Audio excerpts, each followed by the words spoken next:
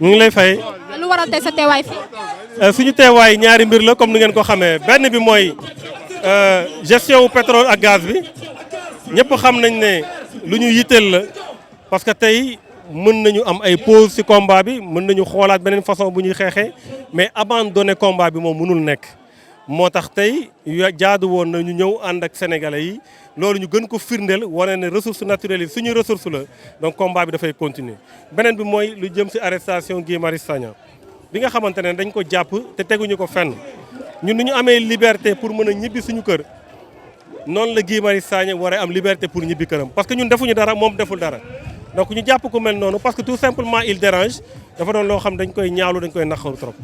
mën nañu xalaat combat bi sànq da nga ko wax lu tax nga wax loolu ndax da nga d'accord ak ñi wax ne Aar Li Nu Bokk dafa atteindre ses limites comme mouvement. non xam nga loo gis da nga koy évaluer donc dama jàpp ne loolu yëpp mën na nekk parce que loolu yëpp pour defar la mais bàyyi combat bi moo mënta nekk donc jàpp nañ ne tey dañu war a continuer di xeex effectivement pour que Sénégal mu am transparence ci gestion ressources yi pour que démocratie Sénégal mu taxaw ci kanam loolu moom su dee ñaari nit sa ñoo ko war a def dañ ko war a def parce que c'est des combats de principe kenn waru ko abandonner. Adama Gueye itam di journaliste bokk na tey li waral ngeen taxaw fii lan moo tax boole ko ci cause yi. Adama Gueye xam nga moom liñ ko tuumal dafa ne ci boppam defu ko je pense que tey dañu waroon mën a enquête bi xool ndax effectivement moom moo ko posté wala moom posté wu ko parce que suñu la nee yaa wax lii nga ne man waxuma ko. war nañ prouver ne yow yaa ko wax mais doo ko jël rek garang ko bien que ñun duñu défendre ay wax yu ñaaw ak yooyu du suñu façon bu ñu defee politique mais ku mu neex mun na xool nu mu ko defee waaye moom lu ñu ko ne lii la dafa ne loolu du moom donc pour man tey la règle moo war a nekk ñu bàyyi nit ñi l'exception moo war a nekk ñu tëj nit ñi donc la règle tey lu mu joxe mooy ku mel noonu waroon nañ ko bàyyi mu ñibbi këram mais jàpp ko di ko tëj ci kaso bi parce que tout simplement dafay déranger nguur gi pour man dafa doon loo xam ne jaaduwul. jàpp nga ne article 80 mën nañu wax ne aussi c'est abusif. waaw article 80 su ñu demee tey ba di ko utiliser li muy tekki mooy que ne dafa mel ni dañoo dellu ginnaaw parce que je pense que ne article la boo xamante ne article bu liberticide la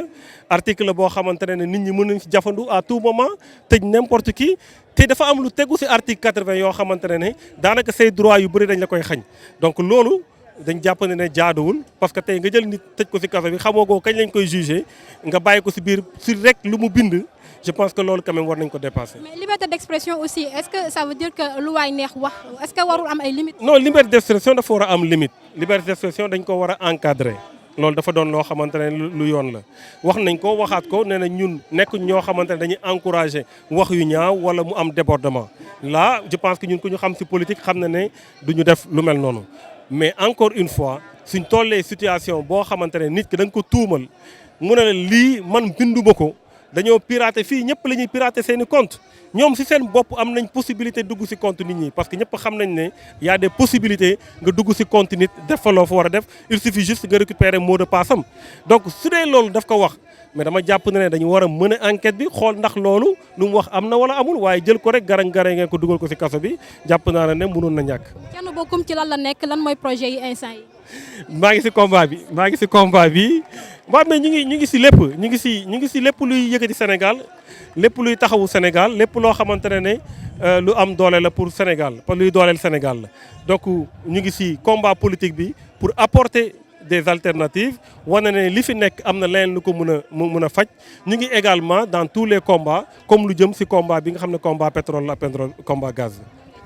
jërëjëf merci beaucoup. gaaw maa lay fay baax yaa booy. Karim tey nitu dëgg da ngeen ñëw ak doole fi nga xam ne mooy rassemblement manifestation wala marche Aar Li Nu Bokk bi lu ko waral. waaw tey comme d'habitude rek ñun ñëpp ay membres Aar Li Nu Bokk lañ Aar Li Nu Bokk mooy lu ñu bokk Sénégal yi bu ci bokk donc ma wax ni Macky Sall bu sérieux woon sax day ñëw bokk Aar Li Nu Bokk parce que Aar Li Nu Bokk moom mooy lu ñu bokk rek bon comme d'habitude le combat continue c'est-à-dire am na suñu ay soldats yu daanu ci xare bi du dee dañ leen teg loxo mais ci loolu lañ nekk dañ ciy boolewaale combat bi day bokkaale ci combat bi mais combat bi principe beeg objectif yi changé wul ci li nekkoon mooy transparence lañu bëgg ci wàllu dossier pétrole bi ak gaz bi loolu kese la su ressource minière Sénégal alors ñu boolewaale ci nag suñu frère Guy Marius Sagna ak suñu doyen Adama Gaye bi ñu arrêté injustement.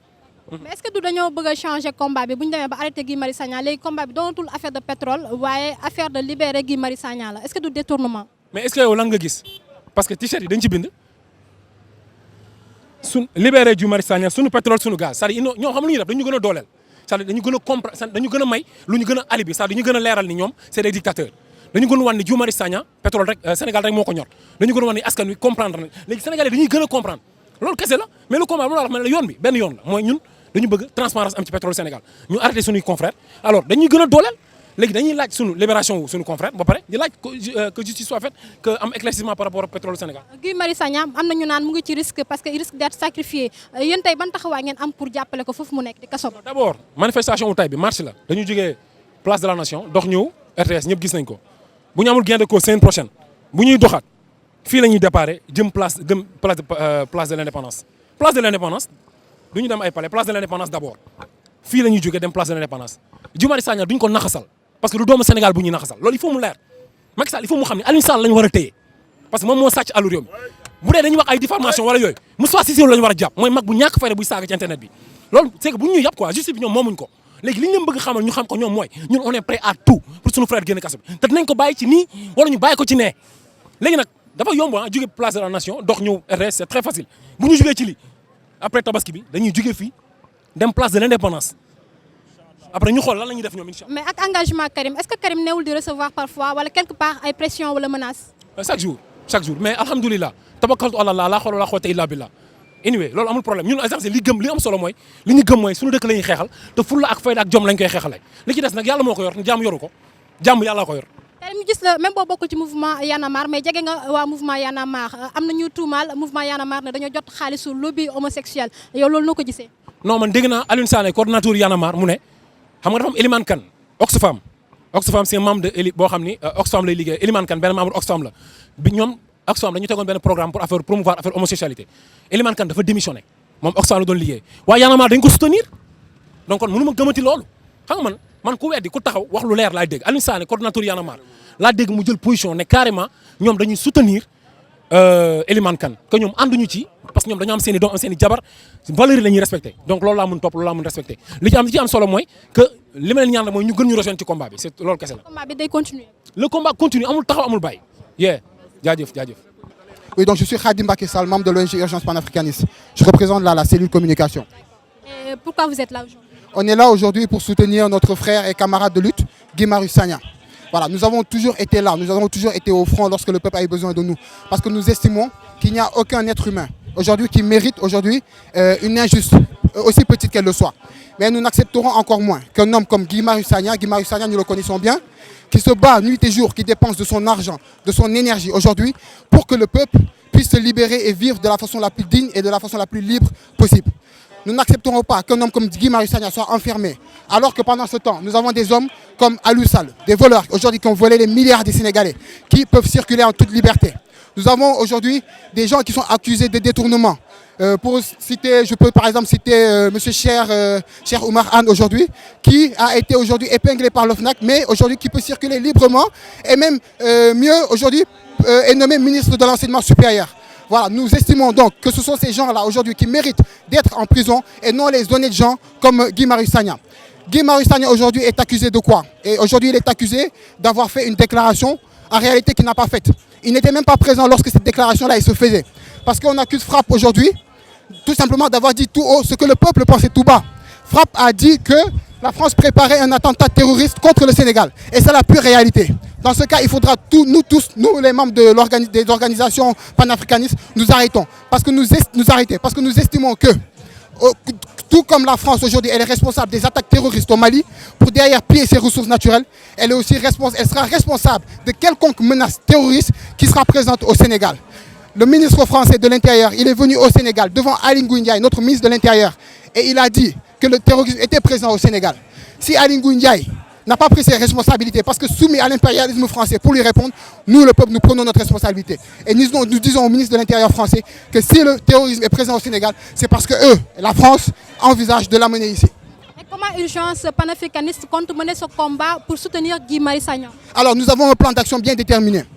Là, déjà, nous ferons des manifestations toutes les semaines. Toutes les semaines, nous ferons des manifestations avec les membres des autres organisations panafricanistes en cohésion, et avec Frappe également, pour soutenir notre frère et camarade Guy Marius Sagna. Nous avons également aujourd'hui d'autres plans qui sont dans notre stratégie qu'on ne peut pas aujourd'hui vous révéler actuellement. Mais au moment venu, vous serez, vous les médias, en priorité, vous serez les premiers avertis. Et vous êtes basé où?